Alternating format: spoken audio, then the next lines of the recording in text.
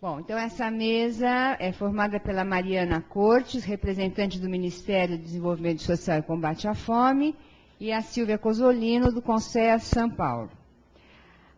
Nós vamos iniciar pela Mariana, que vai nos falar sobre os mecanismos de apoio a projetos em segurança alimentar e nutricional no MDS. Primeiramente, boa tarde a todos. Eu sou a Mariana Elcias Cortes.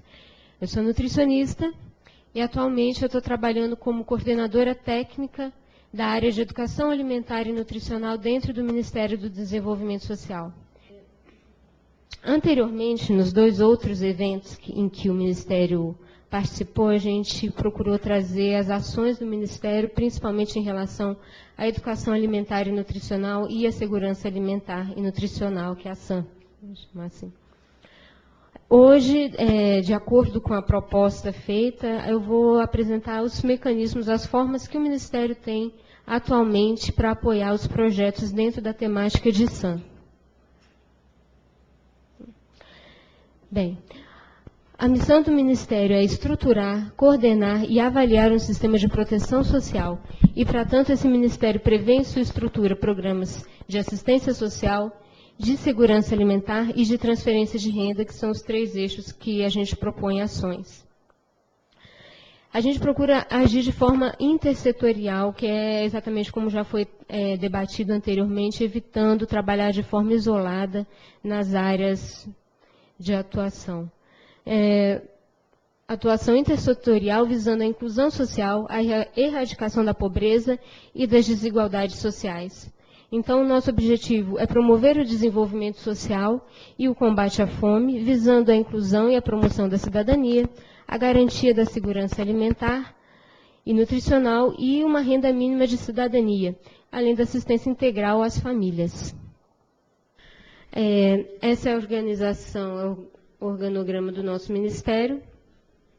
Nós temos 3 secretarias finalísticas e 2 secretarias meio. As 3 secretarias finalísticas trabalham naqueles eixos que eu falei anteriormente. A Secretaria Nacional de Renda e Cidadania, que é a SENARC, que faz a gestão do programa do Bolsa Família. A Secretaria Nacional de Assistência Social, que é a SNAS, trabalha com o benefício de prestação continuada, o programa de erradicação do trabalho infantil e os CRAS, que são os Centros de Referência da Assistência Social. E a secretaria onde a nossa coordenação de educação alimentar e nutricional está inserida, que é a Secretaria Nacional de Segurança Alimentar e Nutricional, SESAM. Importante a gente destacar que, ligado diretamente ao gabinete do ministro, a gente tem agora a assessoria do Fome Zero, que é onde está também o GT Fome Zero, que é o fórum de discussão e de articulação de todas as políticas que compõem a estratégia Fome Zero. Lembrando que a estratégia hoje é uma estratégia de vários ministérios e não só do MDS. Bem, começando a trabalhar agora mais especificamente com a SESAM. Segurança alimentar e nutricional é a realização do direito de todos ao acesso regular e permanente a alimentos de qualidade em quantidade suficiente, sem comprometer o acesso a outras necessidades, com base em práticas alimentares promotoras da saúde e que sejam social, econômica e ambientalmente sustentáveis. Esse conceito foi aprovado em 2004 na 2ª Conferência Nacional de Segurança Alimentar e Nutricional. É outro conceito que a gente utiliza e que a Secretaria se embasa para formular as suas ações, as suas políticas. Lembrando, acho que foi o Eduardo Nilson, do Ministério da Saúde, que já falou anteriormente a respeito da LOSAN, que é a nossa Lei Orgânica de Segurança Alimentar e Nutricional, que ela foi aprovada no ano passado, em 2006, e é um marco para a gente que trabalha na área, além dela trazer, reafirmando que o direito à alimentação adequada é um direito de todos e é um dever do Estado, ela utiliza um conceito de segurança alimentar e nutricional semelhante a esse, e ela vem regulamentando também o SISAM, que é o Sistema de Segurança Alimentar e Nutricional, e institui a Conferência Nacional de Segurança Alimentar e Nutricional como a instância responsável por indicar ao Conselho as diretrizes e as prioridades do Plano Nacional e da Política Nacional de Segurança Alimentar e por avaliar o CISAM. Bem, dentro da CISAM a gente tem algumas atribuições. Seriam promover e consolidar a Política Nacional de Segurança Alimentar e Nutricional, regulamentar a execução de programas, garantir o acesso à alimentação com dignidade, em quantidade, com qualidade e regularidade adequadas a todos, implementar e apoiar ações em articulação com as 3 esferas do governo e a sociedade civil, respeitar as especificidades regionais, culturais e a autonomia do ser humano e estimular a participação democrática. Então, na verdade, a nossa secretaria agora ela vem trabalhando de forma a... na verdade, ela vem trabalhando de uma forma a não trabalhar mais com assistencialismo, mas tentando realmente promover a participação da comunidade, promover a autonomia de forma sustentável, de forma que essas comunidades possam, por si próprias, adquirir, ter acesso aos alimentos que elas precisam. Bem, dentro da CESAM, nós temos 3 departamentos. A nossa coordenação geral de Educação Alimentar e Nutricional está ligada diretamente ao DAP. E agora uma orientação para toda a secretaria de trabalhar de forma articulada entre todas essas coordenações, entre os seus departamentos e mesmo entre as 5 secretarias que formam o nosso ministério. Eu vou falar um pouquinho melhor disso mais para frente, mas a gente vai ver que a gente tem atuação agora, pretende ter uma atuação cada vez mais forte, articulando as ações de educação alimentar e nutricional com as outras coordenações. Os principais programas e as ações da CESAM. Dentro da nossa secretaria, a gente tem o PAA, que é o Programa de Aquisição de Alimentos. Eu acho que já foi falado alguma coisa anteriormente, mas é aquele programa que garante ao pequeno agricultor, ao agricultor familiar, a venda de pelo menos parte da sua produção por preços praticados no mercado. O programa do PAA ele tem algumas modalidades, falaram já do PAA Leite, a gente tem a modalidade do PAA Municipal também, que são outras modalidades mais específicas. A gente tem o programa de restaurantes populares, talvez sejam um pouco mais conhecidos, que pretendem, objetivam dar à população, principalmente à população de trabalhadores, o acesso a uma alimentação, pelo menos a refeições nutricionalmente adequadas, balanceadas, com baixo preço. Nós temos os bancos de alimentos.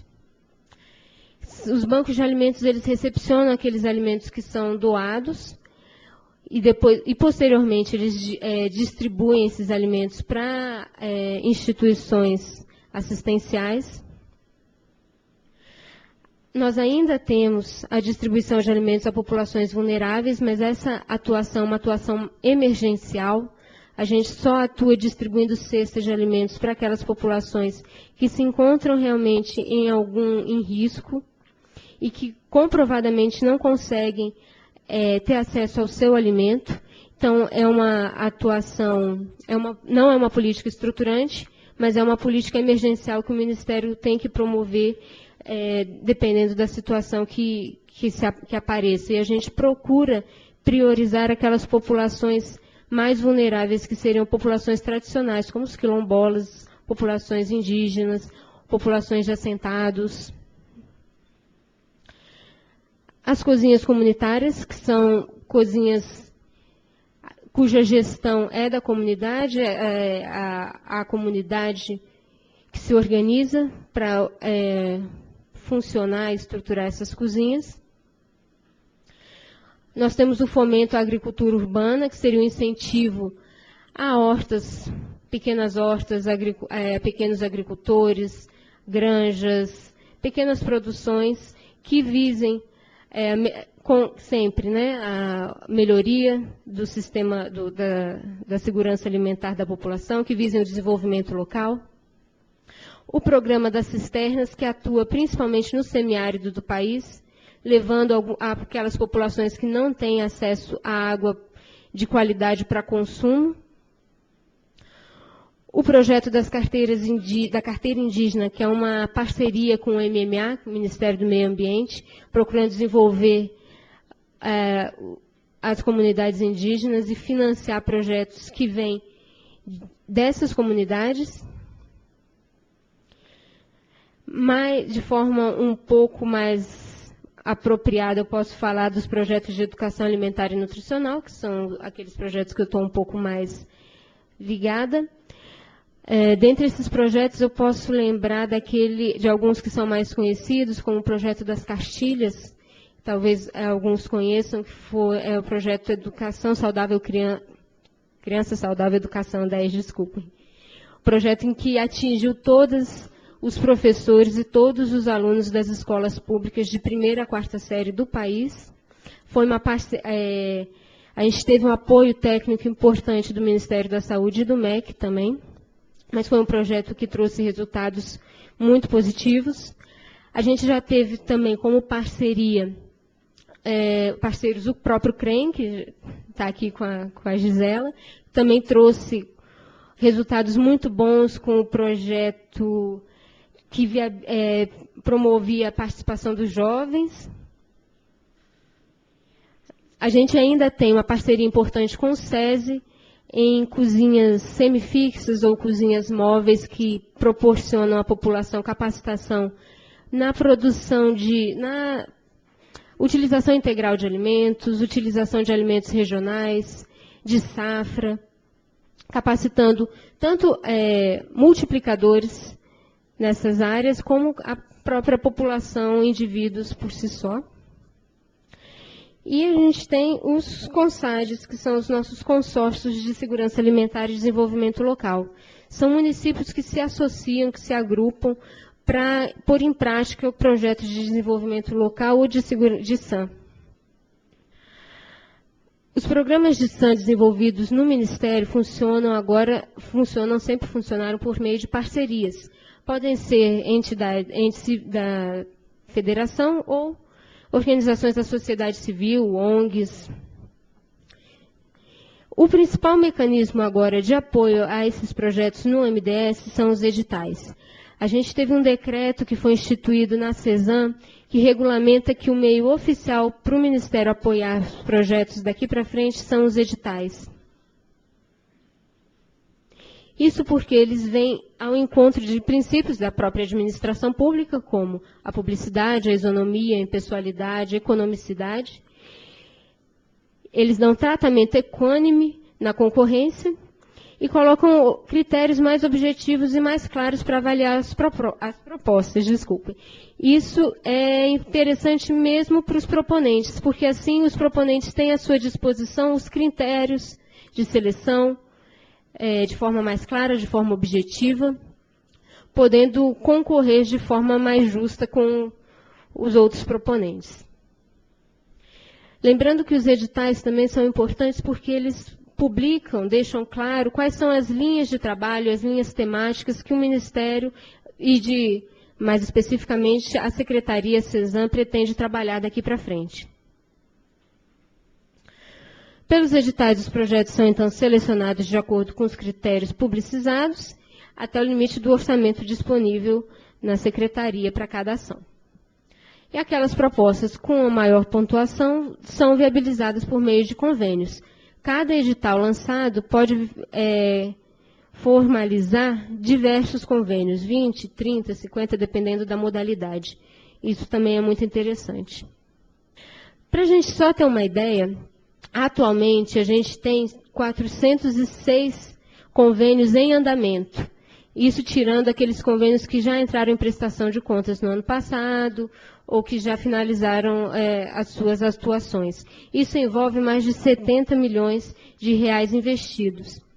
As modalidades dos convênios que a gente tem atualmente, neste momento, em funcionamento são os restaurantes populares, bancos de alimentos e as cozinhas comunitárias, que a gente costuma chamar de equipamentos de SAM, que são os equipamentos de segurança alimentar e nutricional, os CONSADs, o PAA e até de forma mais expressiva em termos de números de convênios em funcionamento, o PA municipal. Outras modalidades já tiveram já seus convênios finalizados no final do ano passado, início desse ano. Para 2007, a gente pretende lançar editais para acolher as propostas naquelas ações que eu já falei anteriormente, e a gente tem 3 novas modalidades que vão ser lançadas esse ano. Editais específicos para educação alimentar e nutricional, editais específicos para trabalhos com quilombolas e com indígenas.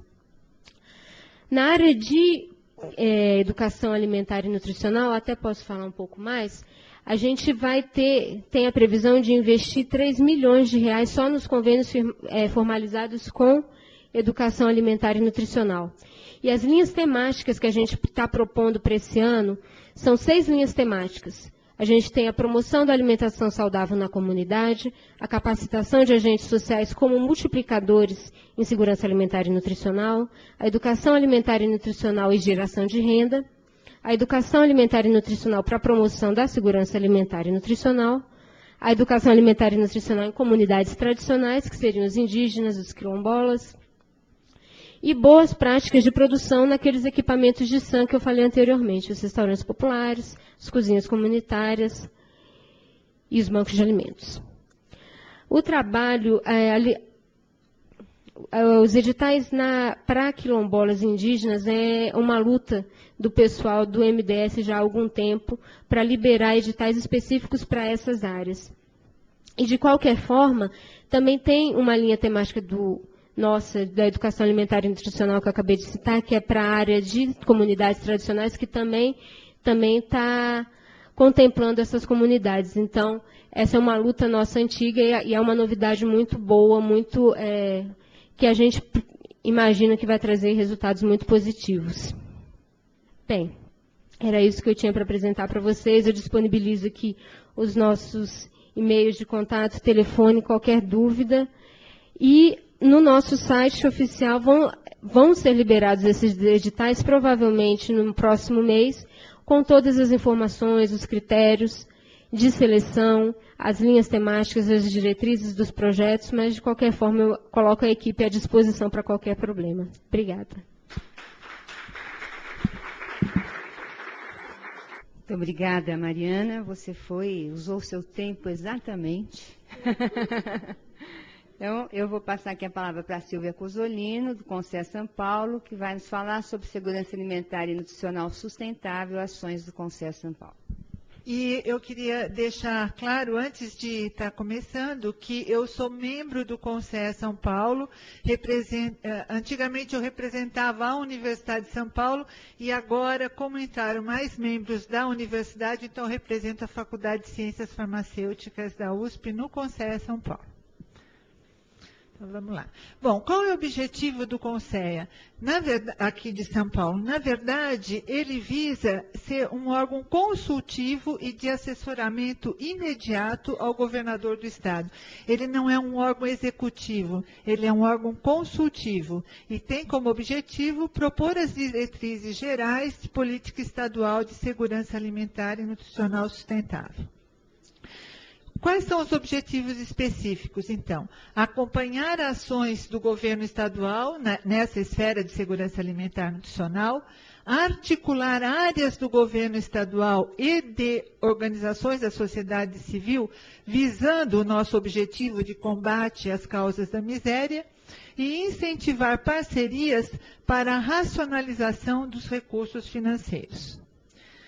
Tem ainda como objetivo específico coordenar campanhas de conscientização da opinião pública, propor diretrizes para o Plano Estadual de Segurança Alimentar e Nutricional Sustentável e dispor sobre o regimento interno. Bom, como é composto o Conselho São Paulo? Ele tem 36 representantes do poder público e 36 representantes da sociedade civil. Quem são os atuais diretores? O Dr. Rogério Pinto Coelho Amato é o presidente, o Silvio Manginelli, vice-presidente, secretária-geral Maria Cristina de Silveira Fernandes e secretária executiva, que nós temos o prazer de ter aqui conosco, a Elizabeth Valeta.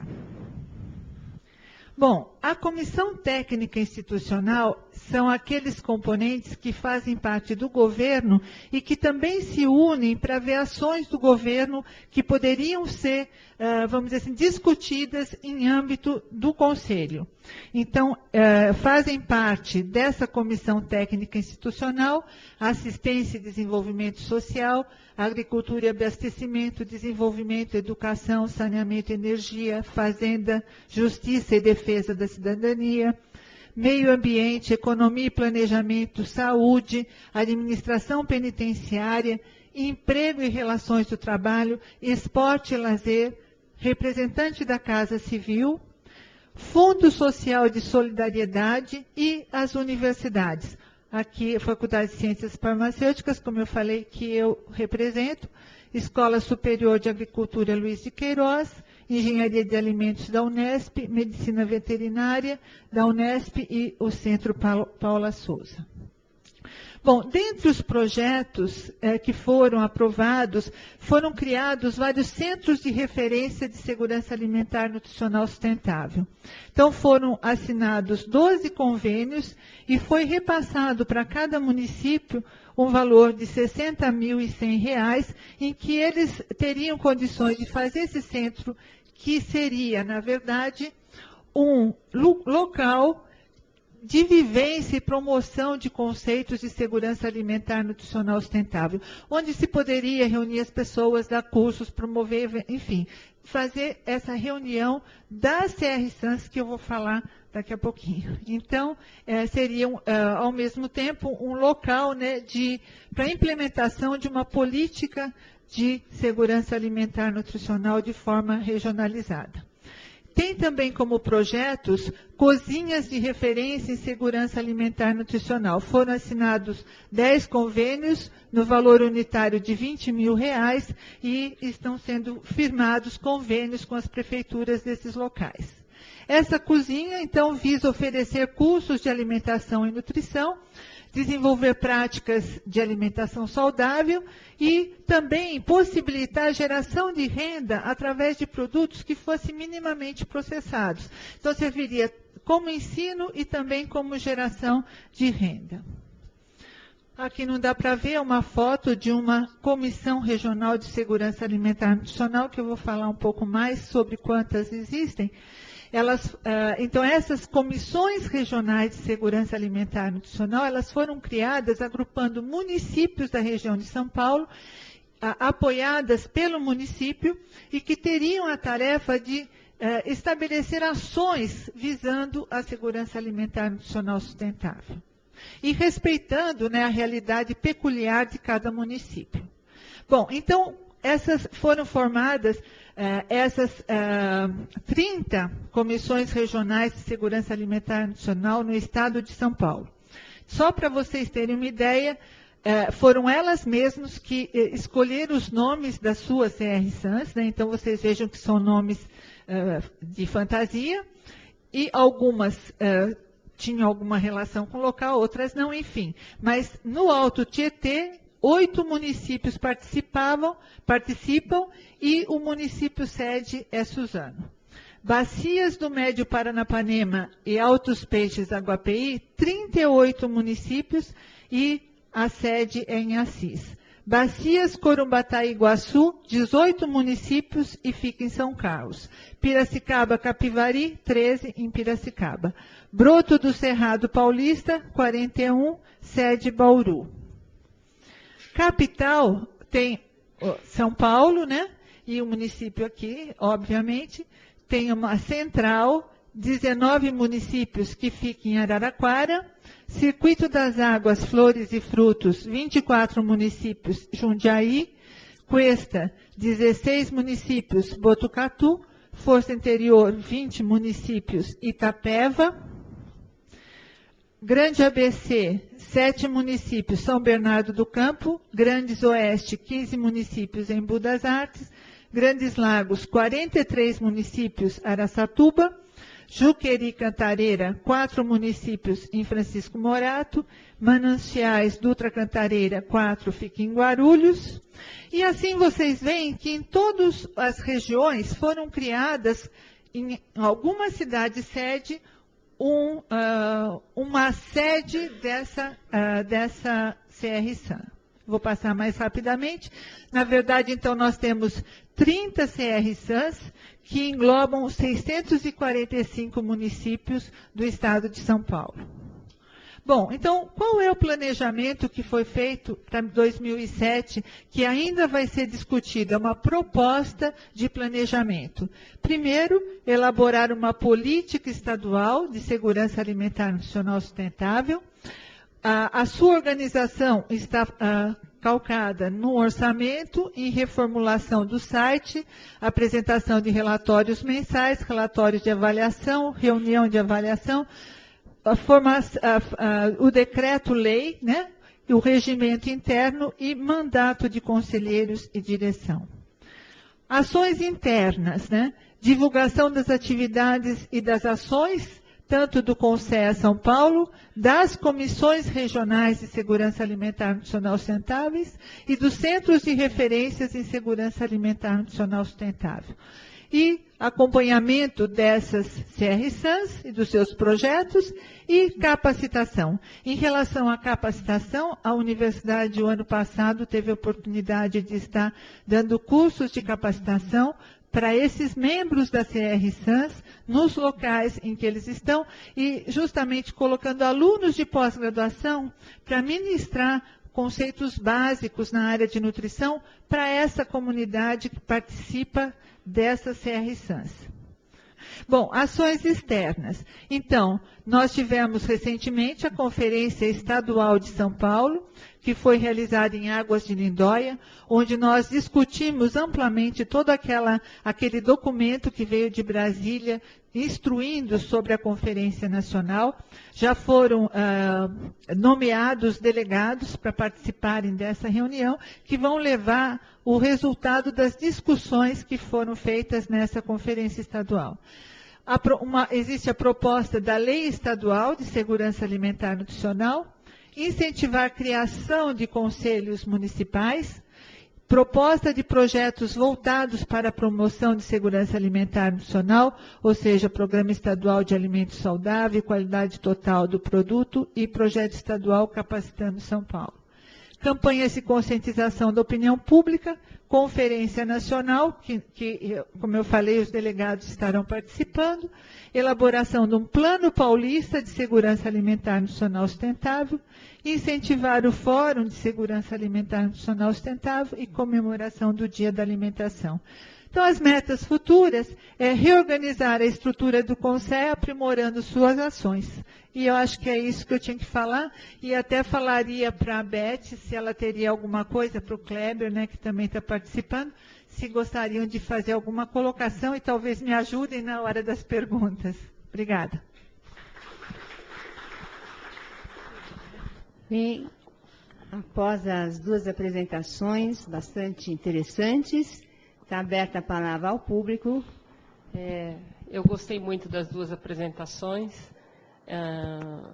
A coisa que mais me toca também da mesa anterior é como as coisas estão evoluindo e amadurecendo, né?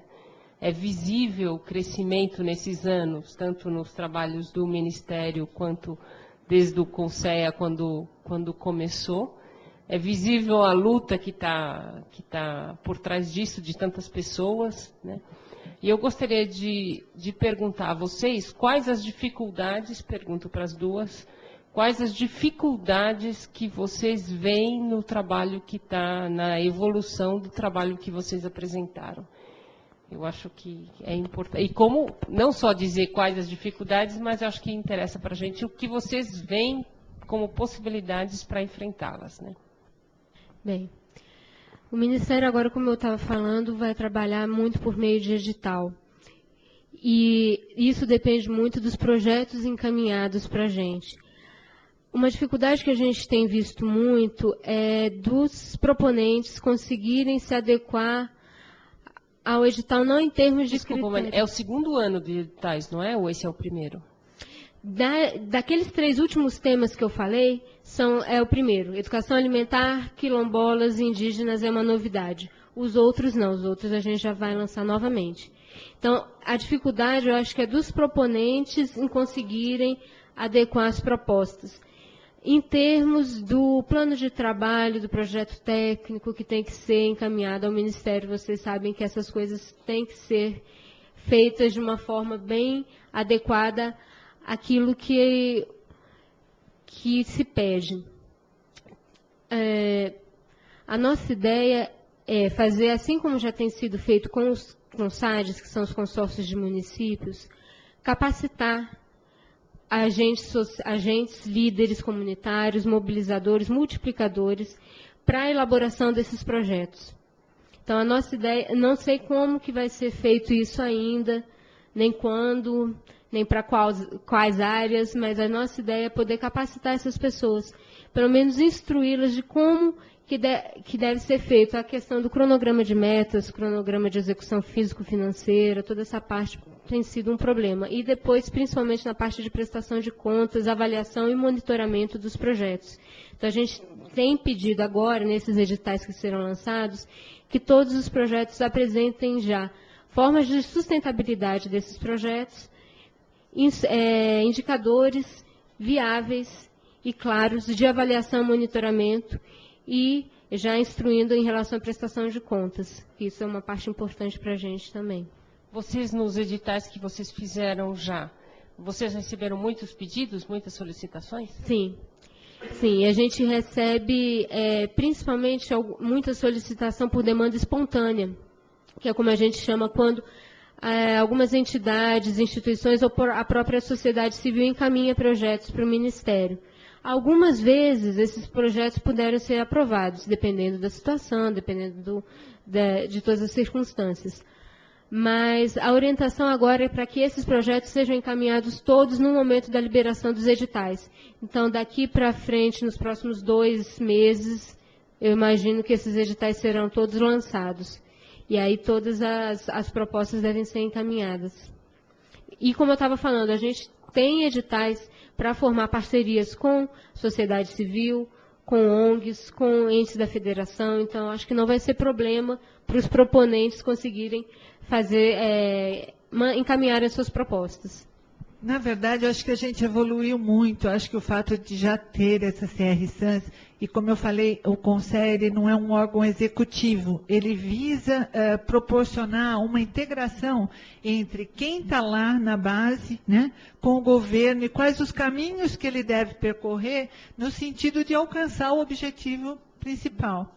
Então, a dificuldade que eu vejo hoje é assim: quanto mais agregado estiverem esses municípios, no sentido de fazerem projetos, inclusive podendo encaminhar para o Ministério, para obter verbas para desenvolver e estarem desenvolvendo esses projetos nas regiões, eu vejo assim um pouco de dificuldade, porque as pessoas que estão lá, geralmente, não são todos técnicos. Então, eles vão ter, sim, eu acho, alguma dificuldade em estar apresentando projetos. Mas eu acho que o futuro, à medida que eles vão sendo mais capacitados, à medida que eles vão adquirindo maior conhecimento e maiores prioridades da região, acho que vai ser mais fácil eles obterem recursos em todos os níveis. E o papel do CONSER é justamente esse, é ajudar a formar uma política, né, de SANS, né, para São Paulo,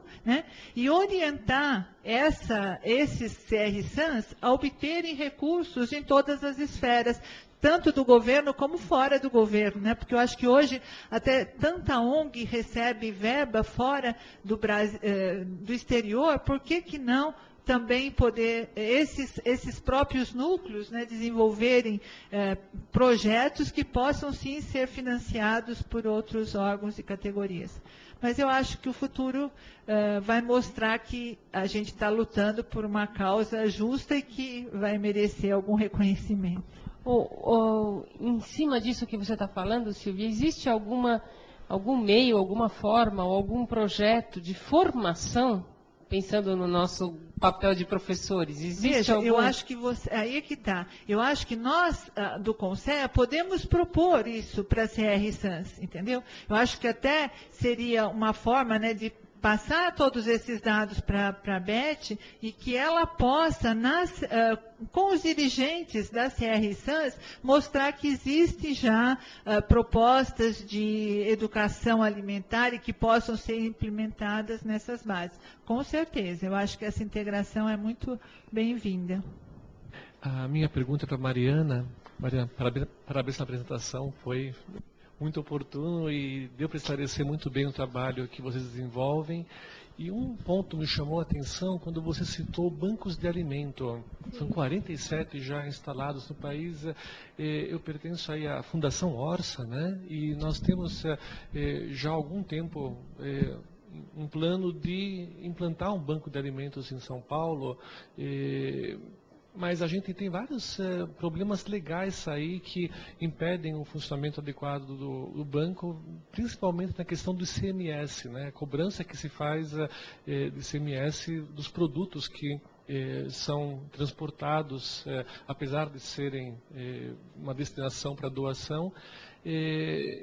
Estamos para conhecer uma iniciativa no Rio Grande do Sul, onde eles conseguiram uma isenção no nível estadual disso, mas queria pedir, se possível, você explanar um pouco mais, você tem conhecimento aí de como funcionam e como estão esses bancos de alimentos, qual é a participação do Ministério? Olha, em relação aos bancos de alimentos, no Ministério, cada um daqueles equipamentos, cada um daqueles programas tem a sua equipe própria que trabalha. Então, assim, detalhes, infelizmente eu não vou saber te informar a respeito dessas dificuldades operacionais do banco de alimentos em si, porque eu estou trabalhando na área de educação alimentar. Tá? Mas eu me coloco à disposição, você pode me mandar um e-mail, telefonar, que eu procuro a pessoa responsável por lá e a gente consegue tirar a sua dúvida. Tá certo? Obrigada. Queria agradecer a exposição das duas, foi um prazer conhecer a Mariana, a gente já tinha depoimentos do MDS mais pela Sabrina, mas é bom a gente conhecendo outras pessoas da equipe também, e é imensa essa estrutura que hoje o MDS tem, né, Mariana? Assim, das coisas que a gente discutiu hoje o dia todo, e que certamente vão fomentar muito as nossas conversas ainda, sobretudo no dia de amanhã, o que me parece muito claro, vendo essa diversidade brutal de projetos, essas linhas todas de investimento, se nós fôssemos somar todas essas rubricas que foram aqui apresentadas hoje, que eu acho que é uma amostra pequena do que a gente tem no país disponível, mas acho que é bastante representativa pelo peso das instituições que estiveram aqui, a gente pode dimensionar quanto de recurso tem disponível, né? Claro que a gente tem desafios muitíssimo maiores do que a nossa capacidade de financiar as nossas respostas, mas eu acho que esse é o nosso principal objetivo nesta oficina especificamente. E agora já na fala da Silvia, falando a respeito da resposta que deu aqui a Ana Lídia, e o Matias perguntando para Mariana sobre o banco, já me passa que nós temos que trabalhar fortemente na divulgação ampla de todas essas experiências e na sistematização destas formas de acesso aos dados que todas essas experiências tenham. Vejo aqui o CONSEA fazendo esta ramificação em tantos polos. Vejo a necessidade da Albaneide em capacitar os CAIs e informar o CAI que ele precisa existir para que preste conta, para que não interrompa o recurso.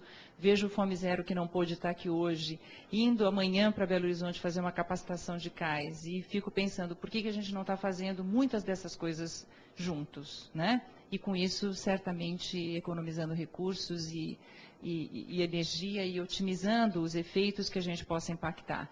Então, penso, Mariana, Silvia, enfim, né, que a gente poderia dirigir muito do nosso esforço para a divulgação destas experiências, sistemática. Acho que, sobretudo, os recursos que são investidos por meio do poder público, mas à medida em que fundações e empresas também tenham como parceiros o poder público, esses resultados são um compromisso ético de todos nós de que fiquem disponíveis os bancos, inclusive, gerados pelos levantamentos, não é? É claro que existem algumas especificidades que a eventual indústria que financia um projeto específico de pesquisa para gerar uma patente, como hoje de manhã foi discutido, isso é outra coisa. Nós estamos falando aqui de projetos dirigidos a demandas sociais emergentes e claramente reconhecidas, e que eu penso que é a nossa obrigação tentar sistematizar. Eu estou muitíssimo satisfeita com o depoimento de vocês e acho que estou, assim, provocadíssima para que a gente possa trabalhar bastante com tudo isso e, quem sabe, contribuir para que essas coisas se deem de uma maneira mais articulada. Na verdade, eu não queria nem fazer uma pergunta, eu gostaria que eu colocar uma provocação para as duas, Mariana e Silvia, e um oferecimento a Mariana.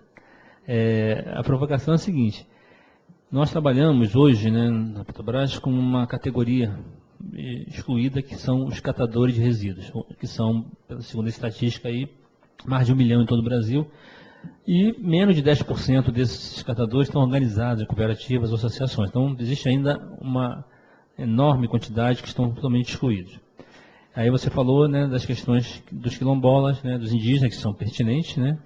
E aí a provocação é de colocar a discussão do MDS e no Estado o apoio com relação à segurança alimentar dessa população também.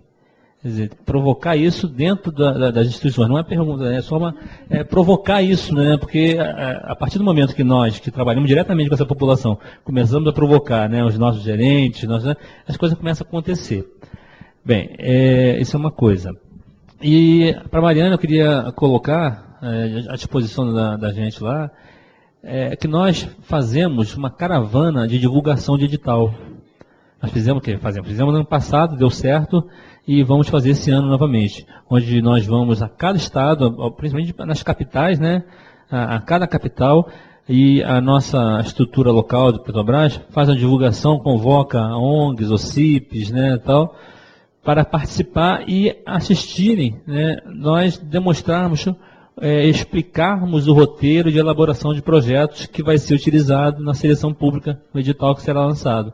Então, nós temos tivemos essa experiência no passado, vamos repetir agora, e nos colocamos à disposição. Se vocês quiserem conhecer como nós fazemos, tal, acompanhar um dia uma dessas caravanas, nós nos colocamos à disposição para colaborar, até como as estruturas são diferentes do MDS, da Petrobras é diferente, mas de repente é uma oportunidade, né, uma ideia que você pode aproveitar ou modificar de alguma forma, ok? Não, obrigada, com certeza. A articulação e o diálogo e a troca de experiências que já foram bem sucedidas são sempre bem-vindas, com certeza. A ideia, já respondendo um pouco, só não respondendo, mas comentando o que você falou e a fala da Semiramis, a ideia do Ministério em relação aos editais é justamente ir ao encontro dessas duas colocações. Com o edital e com aquelas capacitações que eu falei anteriormente na pergunta da Ana Lídia, com a capacitação dos multiplicadores, a capacitação da população, a gente tentar divulgar ao máximo esses editais, para que as pessoas possam fazer as propostas realmente. Então, a ideia é essa. E em relação aos dados também, divulgação dos dados, divulgação dos editais, primeiramente, para que a gente tenha realmente um número de propostas bom e propostas de qualidade também. Que isso é o que interessa. Então, dentro dessa proposta de editais, a gente quer atingir essas duas colocações. Eu acho que eles fazem parte, os catadores fazem parte também das CR-SANs e, claro, os quilombolas, os indígenas, todos eles são, inclusive os negros que têm participado muito desses nossos eventos, a comunidade negra, né, levantando os problemas culturais e tudo mais. O que o senhor me falou agora, né, da história dos catadores, e a semana passada me veio em mente o que eu tinha ouvido no rádio. Eu ouço muito a Rádio USP, e eles falaram o seguinte, que a Poli desenvolveu um projeto de carrinhos para catadores. Então, quem sabe a Petrobras não poderia usar isso e fazer isso, porque, inclusive, com tração para eles terem assim, menos menos uso da força, né? E eles desenvolveram isso. Então, aí a universidade, né, quem sabe a Petrobras poderia estar vendo esse projeto, né, e poderia, de alguma forma, estar ajudando, né, a que eles tivessem um melhor desempenho nisso. Aproveitando já que tem espaço. Não, é só uma coisa muito simples, só lembrar, vocês estão falando dos catadores, os catadores é a categoria de renda principal na extrema pobreza no Brasil atualmente. Em termos numéricos, a população de miséria vive nas zonas urbanas, hoje em dia, e a sua grande maioria tem isso como fonte de renda. Então, se a gente está falando de catadores, a Maria Ângela pode me corrigir, mas pelo pouco que eu conheço, que ela é especialista em pobreza, o pouco que eu conheço, tem uma coincidência grande entre extrema pobreza e catadores. Eu também queria fazer um comentário sobre outro grupo, que eu vi até uma coisa, são os moradores de rua. E é interessante que tem eu vi assim, um indivíduo que, não sei se é todo mês, ele faz um almoço para catador de rua. Eu falei, poxa, olha que coisa boa, interessante. Você vai comer, e aí você podia entrar em contato com ele e fazer a parte de inclusão social, né? Então, eu acho que é questão de ter, às vezes, a oportunidade e aproveitar umas coisas dessas, aí através da nutrição, fazer inclusão social. Acho que aqui em São Paulo, na cidade de São Paulo, há várias experiências de café da manhã, ali na Liberdade, após a feira livre, então uma xepa, e dessa xepa uma alimentação coletiva. Tem várias experiências com moradores de rua pela via da alimentação. Todas essas colocações a respeito dos moradores, dos catadores, com certeza o MDS sempre está olhando isso, já que faz parte da nossa missão, a inclusão social. Dessa forma, a gente está tentando fazer com que nos editais a gente coloque as linhas temáticas, coloque orientações para que a população estruture, faça uma concepção de um projeto de desenvolvimento local que vise a cidadania, a autonomia dos indivíduos, a inclusão dessas pessoas que estão incluídas. Então, todos os editais, todas as nossas propostas para 2007, daqui para frente, a gente está tentando fazer com que isso seja atingido, mas de uma forma que venha da comunidade, da sociedade civil, eles mostrem para a gente a realidade deles, especificamente, qual é o problema que eles têm e quais são as soluções que eles propõem.